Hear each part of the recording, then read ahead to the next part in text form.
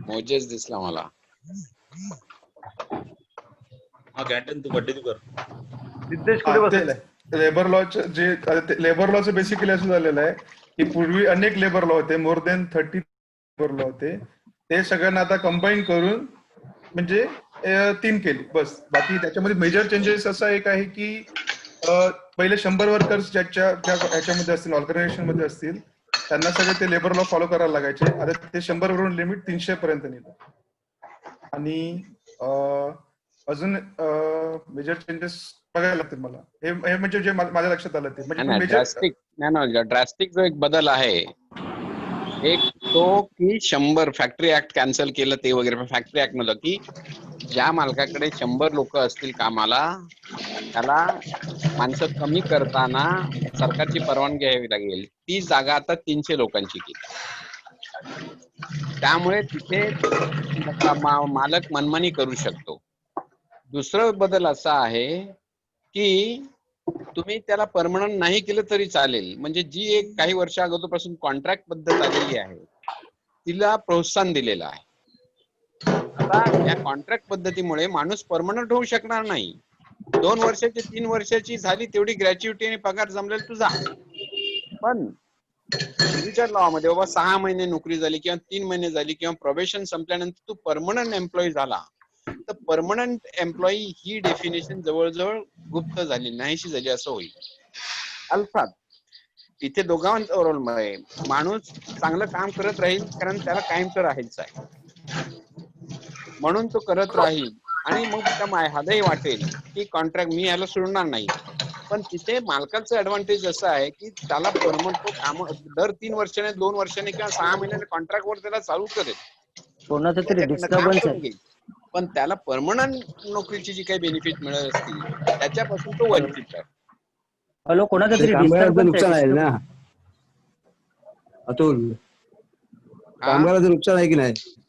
त्यांना समजा परमनंट केलं नाही तर परमनंट बेनिफिट मिळणार नाही. ह्या 2 क्रायटेरियावर उलट 3 1 परमनंट करायला खूप म्हणजे कोणी इन्स्टिट्यूशन आता परमनंट करणार नाही माणसाला. एक हा तोटा आहे. दुसरं 300चं हे केल्यामुळे कुठल्याही 300 तो मालक कसाही वागू शकेल तो. आणि तिसरं की हे परमनंट स्वरूप मिळणार नाही. अनदर 3 ह्या 3 पॉइंट मुळे हे की त्याला संपाचा जो अधिकार दिला होता तो बराचसा कमी केलेला आहे. मागणी म्हणजे आता तो काही बाबतीत आपल्या घटनेत तो मूलभूत हक्क आहे. आणि आता आपल्याकडे ज्या पद्धतीने आर्टिकल 21चं इंटरप्रिटेशन करतात, जगणे हे माझा हक्क आहे आणि ते जगण्यासाठी काम करणं हा माझा हक्क आहे, त्या कामावर ही गदा येते कधी कधी. त्यामुळे एखाद्या ते कलम गोष्ट. पण on the face of it की मालकाच्या हाती खूप अधिकार दिले आहेत, म्हणजे मालक मनमानी करू शकतो. कामगार परमनंट होण्याची शक्यता कमी झालेली आहे. संपाचा जो मेन अधिकार आहे तो नोटीस दिल्याशिवाय अचानक वगैरे संप करता नाही. तोही एक मुद्दा कामगाराच्या विरुद्ध घालवलेला आहे. यांनी म्हटल्याप्रमाणे ऍक्च्युअल सेंट्रल गव्हर्नमेंटचे कामगार कायदे आहेत तसे स्टेट गव्हर्नमेंटचे पण कामगार कायदे आहेत. श्याम काका, तुमचा आवाज थोडा कमी येतोय. काका तुम्ही माईक थोडा जवळ पकडा. सेंट्रल गव्हर्नमेंटचे जे कामगार कायदे भरपूर आहेत तसेच स्टेट गव्हर्नमेंटचे पण आहेत.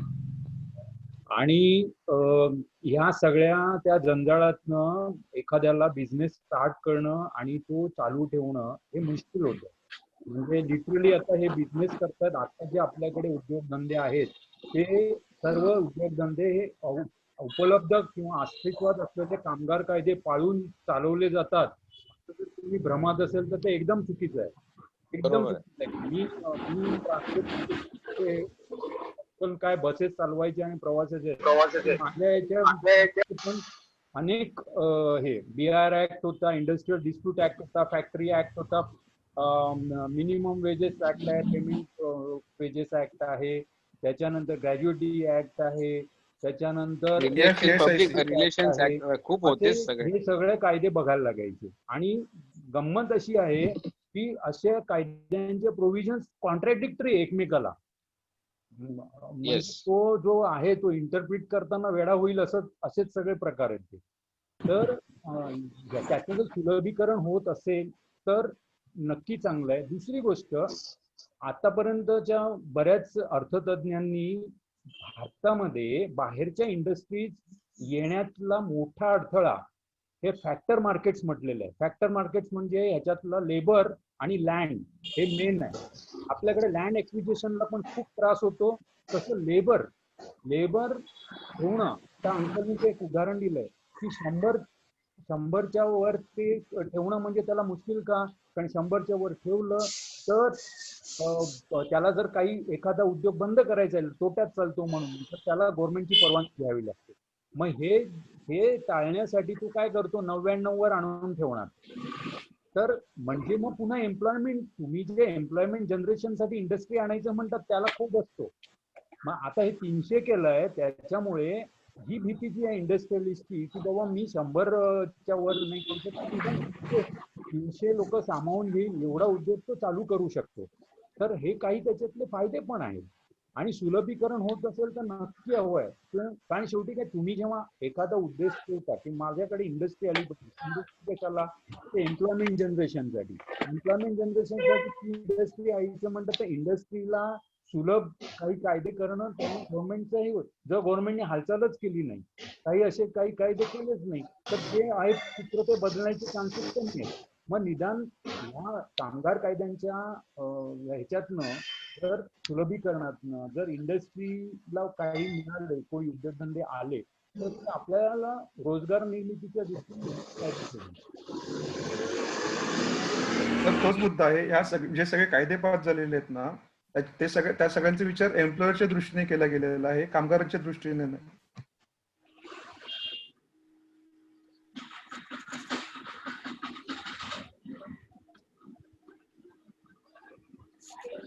त्याच पद्धतीने दुसरा मुद्दा असा आहे ना, आपल्याकडे इंडियामध्ये ना जेवढं ऑर्गनाइज लेबर आहे त्याच्यापेक्षा कितीतरी जास्त म्हणजे जास्त एम्प्लॉयमेंट अनऑर्गनाइज सेक्टरमध्ये आहे. आणि अनऑर्गनाइज सेक्टरच्या दृष्टीने गव्हर्नमेंटने जास्ती कोणता विचार केलेला दिसत नाही. म्हणजे आता नॉर्मली कसं असते, आपण नेहमी सगळ्यांना म्हणजे एम्प्लॉय रिलेशन आपण बिल्ड करत नाही. आपल्या घरी कोण कामगार येत असेल किंवा आपण कुठे सगळ्यांना आपण कॉन्ट्रॅक्टवर ठेवायचा प्रयत्न करतो, त्यांना परमनंट किंवा हे करायचा प्रयत्न करत नाहीत. आणि त्या दृष्टीने गव्हर्नमेंटने सुद्धा कोणते प्रयत्न करायचं हे केलेलं नाही. नाही, आणि आता ह्याच्यामध्ये अनऑर्गनाइज म्हणजे जो विस्थापित कामगार म्हणजे शेतीवर लागणारे कामगार, तू सांगितलं तसं घरात लागणारा कामगार किंवा विकासाकडे बिल्डिंग कॉन्ट्रॅक्ट, तर हे सगळं अनऑर्गनाइज आणि तो कामगार खूप आहे. तर त्यांना प्रोटेक्ट करायचा प्रयत्न केलाय. पण पुन्हा तिथे मुद्दा येणार आहे की how to implement it. Registration वगैरे करावं लागेल. तर त्यांना म्हणजे आता बॉम्बेला कसं की डोमेस्टिक लोकांचं युनियन वगैरे झाली आहे, तसं बिल्डरची युनियन आहे. पण बिल्डरकडे काम करणारी जी मंडळी आहे त्यांची युनियन काहीच नाही ना. तर ते जे अनऑर्गनाइज सगळं मॅनपॉवर आहे त्याच्या दृष्टीने थोडी तरतूद त्याच्यात केलेली आहे. पण how it will be implemented, पण मी म्हणेन दॅट इज समथिंग गुड. कारण आपण कामगार किंवा वर्कर म्हणतो, ते जे ऑर्गनाइज आहेत ते जे डिमांड करून आपले हक्क मिळवतात आणि बेकारच उभे राहून खातात सुद्धा. शिवसेनेने वगैरे मध्यंतरीच्या काळात काय केलं आपल्याला माहिती आहे. पण हा जो अनऑर्गनाइज फॅक्टर आहे आणि जो मोठा आहे, शेतीवर काम करणार असू दे, बिल्डिंग मध्ये असे काम करणारी, हा ऑर्गनाइज मॅन तर त्याच्यासाठी काही तरतूद केलेली आहे. How it will be implemented is another thing to look, but that is something good object की ज्याला कोणीच सर, त्यांना फक्त रेकग्नाइज केलेलं आहे, वाली त्यांच्यासाठी कोणती प्रोव्हिजन नाही केली. तेच ह्या ऍक्ट मध्ये मला चुकीचं वाटलं. नाही. म्हणजे प्रोव्हिजन नाही केली काही. कॅल्टन काय असतं, कायदा होतो, तो कायदा इम्प्लिमेंट करण्यासाठी मग नियम होतात. आलं का लक्षात? कायदा गोष्ट वेगळी की मेन कायदा झाला, तो कायदा इम्प्लिमेंट करण्यासाठी नियम होतात सुसंगत म्हणून. कायद्यात नियम येत नाहीत. तर प्रत्येक जिथे जिथे कुठलाही कायदा आला की त्या कायदा कसा मागवा ह्याच्यासाठी नियम येतात. जसं आपलं कोऑपरेटिव्ह सोसायटी ऍक्ट आहे, ऍक्ट वेगळा आहे 1960चा, पण तो कायदा इम्प्लिमेंट कसा करावा ह्याच्यासाठी सोसायटी कोऑपरेटिव्ह सोसायटीज रूल्स आहेत 1961चे. प्रत्येक कायदा आल्यानंतर त्या कायद्याचं अंमलबजावणी करण्यासाठी नियम येतात, ते येतीलच. आणि त्या नियमात मग ती हे होतं, सगळ्या गोष्टी कायद्यात नाहीये. Okay okay.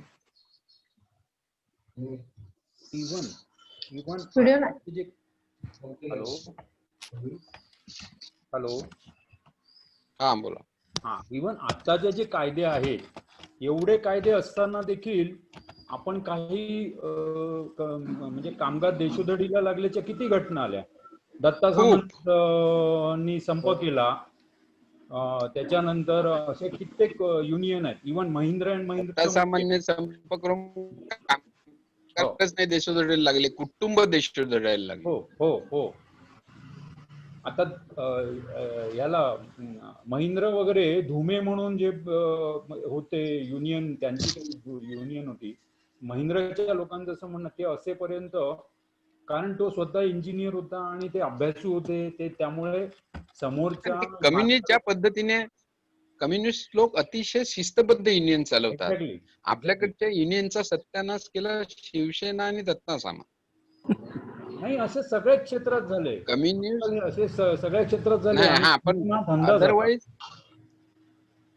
हा कम्युनिस्ट आणि समाजवादी जेव्हा युनियन चालवत होत्या, किंवा तो दुसरा एक होता बघा मेहता म्हणून, हो अर्जे मेहता, हे लोक हे तीन असं चालवायचे की बॅलन्स सांभाळायचं, की तो मालक आहे, मी पण माझी रोटी त्याच्यावर अवलंबून आहे, त्याचं उत्पन्न माझ्यावर अवलंबून आहे.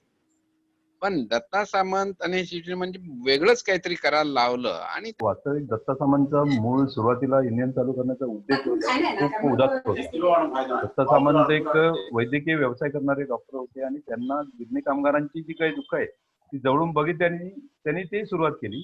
नंतर काय झालं की शिवसेना किंवा राजकीय हितसंबंध जेव्हा तिकडे आड यायला लागले, तेव्हा दत्ता सामंत जो आहे तो अधिक आक्रमक बनला. आणि मग काय झालं की नुसते कामगार देशोधडीला नाही लागले, तर मुंबईतला गिरणी व्यवसाय जो आहे तो उधळला गेला. मुंबईमधल्या गिरणीचे सगळे जे भाग आहेत, म्हणजे ज्या गिरण्या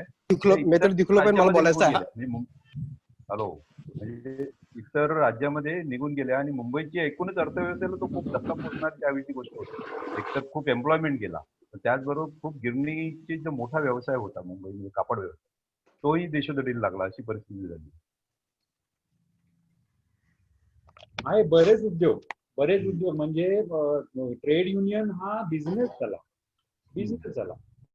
इव्हन ट्रान्सपोर्ट सेक्टर मध्ये पण मुंबईला नारायण फेणणी जे होते, साथी नारायण फेणणी समाजवादी विचाराचा होता. म्हणजे सुरुवात जॉर्ज फर्नांडिस पासून झाली. जॉर्ज फर्नांडिस आणि त्याच्यानंतर नारायण फेणणी, ज्या माणसाने सगळं एज्युकेशन इन्स्टिट्यूटला देऊन तो इकडे आलेला. पण मधल्या काळामध्ये युनियन जेव्हा वीक होते म्हणून त्यांनी शरदरावांची मदत घेतली. परिणाम असा झाला की नारायण फेणणी म्हणजे ते उंट आणि अरबासारखं झालं.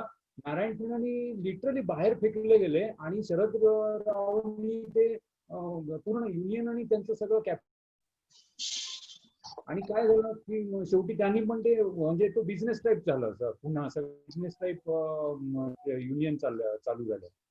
तो हे आपला मुद्दा असा आहे की एवढ्या सगळा ऍक्टचा जंजाळ असताना, एवढ्या सगळ्या प्रोव्हिजन्स असतानाही हे असे त्याच्यातनं कामगार विरोधी शक्ती आल्या आणि कामगारांना देशोधडीला पण लावलेलं. त्यामुळे आता हे ज्या नवीन सुधारणांनी असं काही होत असेल आणि एम्प्लॉयमेंट जनरेशन जर होत असेल तर आपण लेटस बी होपफुल की काहीतरी होईल याच्यातनं. म्हणून आपण सर मी जसं सांगितलं ना तसं हे ऍक्ट बेसिकली काय केलं, ते सगळे मागचे ऍक्ट घेऊन सगळ्यांना कंबाईन करून 3 ऍक्ट मध्ये केले. जास्त मेजर चेंजेस असे काही केलेलं नाही. हो दॅट इज देअर. पण ते इकडे तिकडे श्यामने सांगितलं काही ठिकाणी conflict, industrial dispute act, minimum business act किंवा इंडस्ट्रियल रिलेशन ऍक्ट, ह्याच्यात काही प्रोव्हिजन एकामेकाला कॉन्फ्लिक्ट व्हायचे. तर सुसंगता आणायला पाहिजे, त्या दृष्टीने काही केलेलं आणि ते आवश्यक आहे. आणि अजून एक काम म्हणजे ब्युरोक्रेसी वाढवलेली आहे. परत ह्याच्यामध्ये सुद्धा ब्युरोक्रेसी वाढवलेली आहे आणि परत डिस्प्यूट झाल्यानंतर ते ब्युरोक्रेसीकडे जाणार. पुन्हा असं आहे की change is constant. Change is that cannot be anything rigid. अख्ख्या जगातल्या घटना घेऊन बाबासाहेबांनी एवढी मेहनत घेऊन ही घटना केली, पण आतापर्यंत केवढ्या अमेंडमेंट आल्या? तर म्हणजे सर ऑपोजिशन पार्लमेंट मध्ये नसताना ऍक्ट पास करणं नाही, ती तर म्हणजे बेसिक फाउंडेशन आपलं कॉन्स्टिट्यूशन त्याच्यात. तर मग त्याला आधारून त्याला सुसंगती असणारे जे कायदे होतात माणसाच्या वेलफेअरसाठी, नागरिकाच्या सुखसोयीसाठी, ते कायदेही काळानुरूप बदललेच पाहिजेत. Nothing can survive which is static. everything has to change after a period of 30 years, 20 years. Then only if one can remain constant with the change. That is what is, म्हणजे the progress of the evolution also shows that. Bharat राष्ट्र कधीच नव्हतं ना, तेवढे तरी राजेच होते. हे बरोबर आहे, कायदे बदलले पाहिजेत, चेंज आवश्यक आहे. कायदे नाही, प्रत्येक गोष्ट मनुष्याच्या विकासाच्या अनुषंगाने येणारे ज्या काही गोष्टी आहेत त्या बदलतीलच. नाही उद्या म्हणजे विवाह कायदे संस्था नसेल, प्रोसेस जी आहे अल्मेडा, हा. ती प्रोसेस जी आहे त्याचा शॉर्टकट केला जातो. हा, दॅट इज रॉंग. हॅलो, हा, ते होऊ नये. पण ते होऊ नये ह्याचं तुला एक उदाहरण सांगतो. हा, अमेरिकेशी अणुकरार करताना किती लोकांनी केवळ मनमोहन सिंग कडे केवळ मेजॉरिटी नव्हती म्हणून काय हालत करून टाकली त्या ग्रस्ताची. बरोबर. मग त्यामुळे जेव्हा मेजॉरिटी असते तेव्हा अशा काही ड्रास्टिक स्टेप करावे लागतील. अर्थात मोदी करतो हे सगळं बरोबर असं मी मानत नाही, पण लोकशाहीचे हे काही लोकशाहीचे ह्या काही त्रुटी असतील एखाद म्हणेन की मेजॉरिटी असल्यावर काही चांगलं करता येतं, मेजॉरिटी नसल्यानंतर काहीच करता येत नाही, स्टॅग्नेट होत, असंही होत. नाही, आपल्याकडे दोन्ही दृष्टीने काय झालंय, मेजॉरिटी असेल तेव्हा तो दुसऱ्या टोकाला जातो वाईट करण्याच्या, आणि मेजॉरिटी नसेल तेव्हा तो काही चांगलं करू शकत नाही. म्हणजे दोन्ही दृष्टीने लोकशाहीचा तोटा होतो आपल्याकडे. लोकशाहीचं नुकसान आहे. माणसं चांगली असणे हे महत्वाचं आहे. म्हणजे बेसिक जी गोष्ट आहे ती म्हणजे माणसं विचार करणारी देशाच्या दृष्टीने एक्झॅक्टली असतील तर दोन्ही दृष्टीने आपण समतोल साधू शकतो. परंतु इथे परिस्थिती अशी आहे की मेजॉरिटी आहे म्हणून तो दुसऱ्या टोकाला जातो, काय कोणाला विचारतच नाही, आणि मेजॉरिटी नसेल तर कोणी ऐकायलाच तयार नसतं, अशी परिस्थिती. फक्त मी तुला यातलं एकच, म्हणजे probably you might have red, 26 सप्टेंबरचा साधनाचा अंक आलाय, त्याच्यात निलंबरी जोशीचं एक आर्टिकल आहे. अच्छा, सगळ्यांनी वाचा. दुनिया काय चालते ना,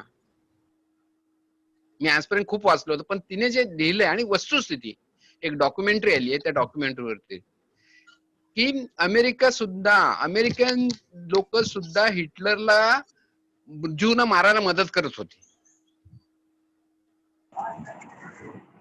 यू रीड दॅट. म्हणजे काय, म्हणजे हे राजकारण कसं फिरवलं जातं लोकांमुळे पैशासाठी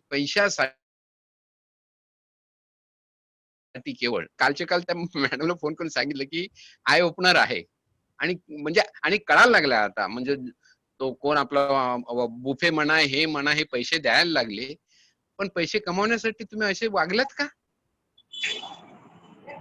नोबेल प्राइज वाल्याने काय केलं? अल्फ्रेड नोबेल आणि तो दोघे भाऊ काय केलं त्यांनी? बॉम्बस्फोट करून जपानला वगैरे पैसे कमावले, आणि त्या पैशाने आता नोबेल परिस्थिती शांततेने. ही शोकांतिका आहे की नाही? बरोबर आहे, परंतु याच्यामध्ये मुद्दा महत्वाचा काय आहे की स्वतंत्रपणे विचार करणारी माणसं, आणि माणसं विचार करताना की समोरचा माणूस आहे, त्याला मारायचं का?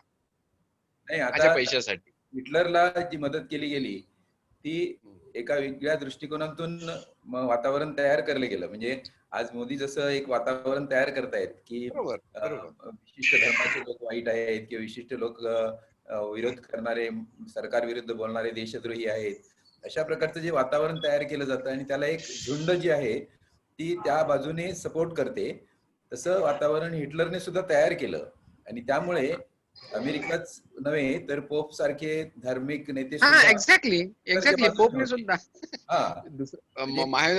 बरेचसे पोप हिटलरच्या बाजूने होते. म्हणजे हे जे आहे की आपण अशा या वातावरणामध्ये झुंडशाही निर्माण होते.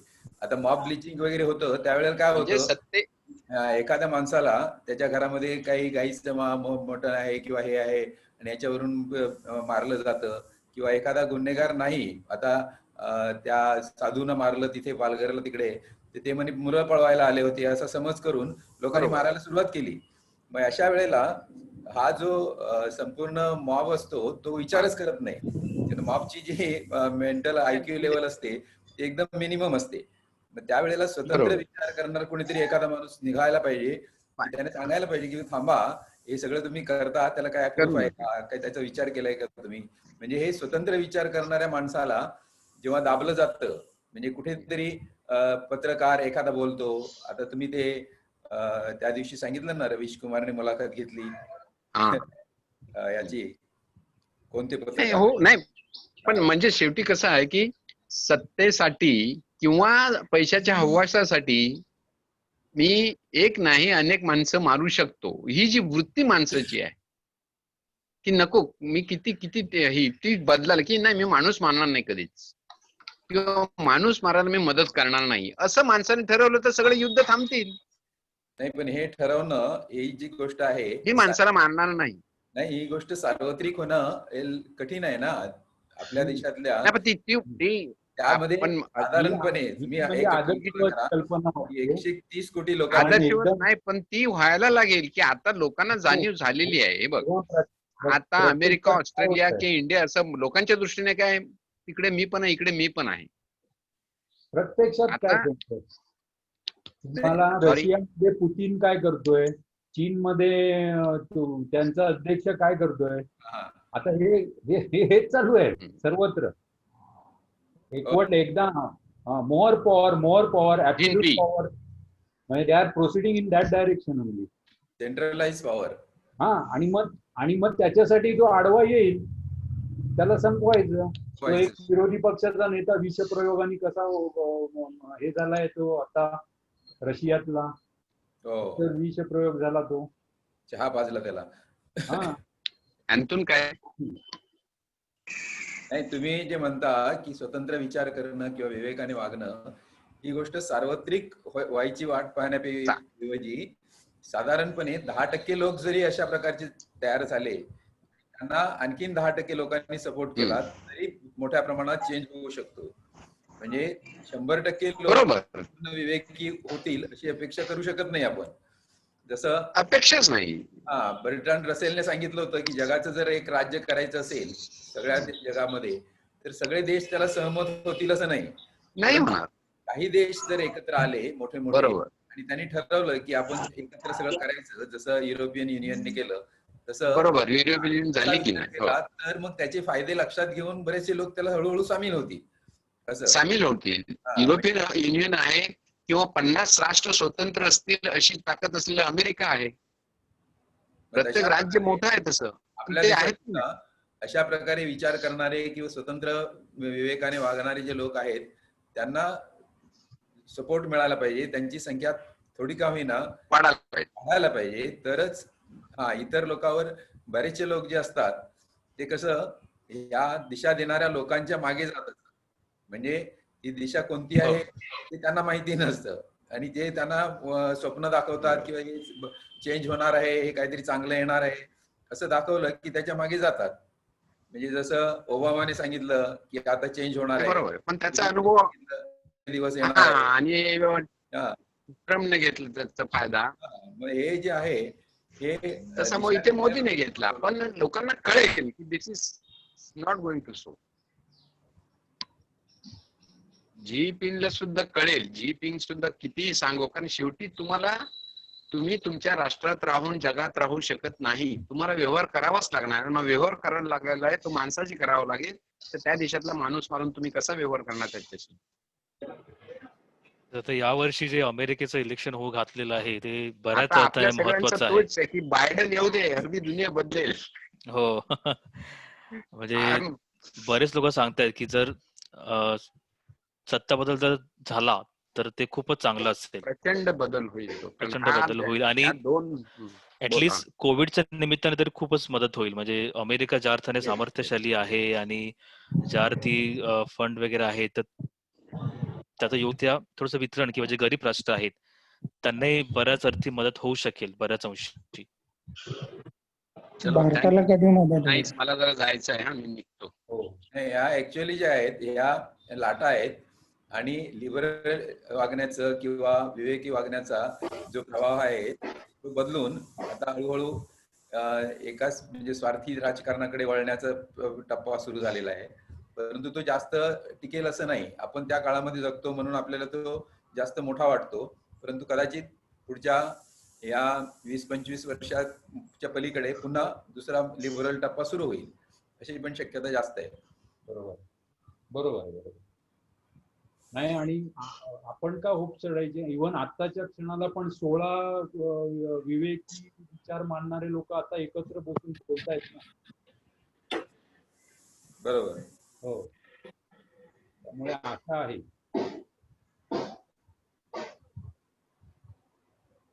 अमेरिकेमध्ये ज्या त्या एक न्यायाधीश ज्या निवर्तल्या, हा, रूथ महिला नावाच्या असल्या त्या.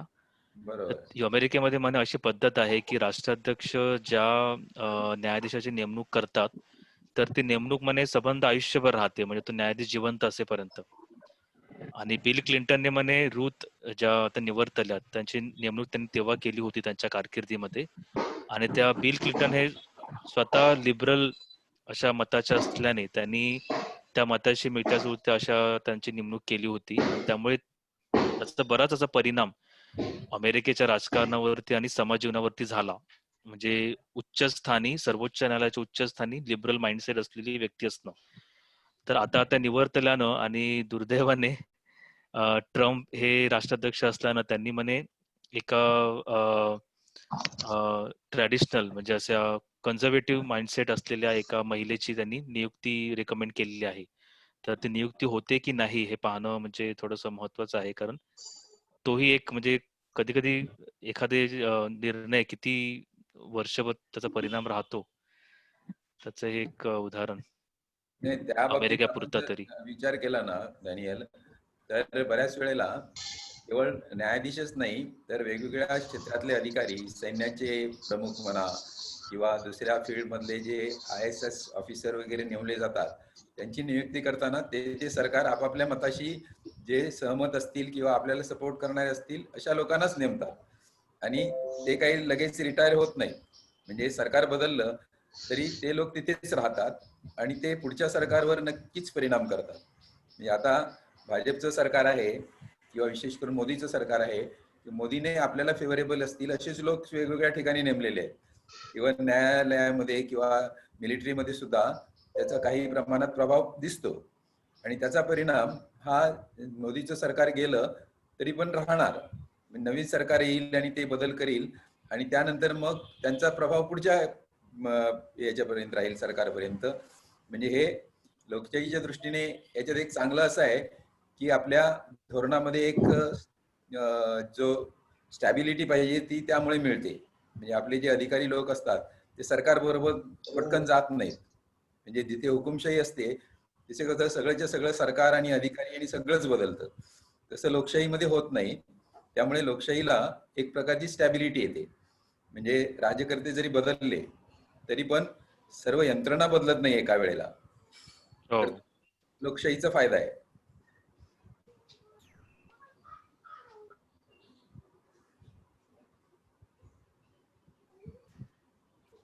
11:10 झालेले आहेत. हो, मला वाटतं आपली आजची सभा आपण आटोपती घेऊया. डॅनियल, हो. मागच्यासारखं आपण ह्यांचं दत्तप्रसाद दाभोळकरांचं केलं होतं, तसं आता आणखीन काही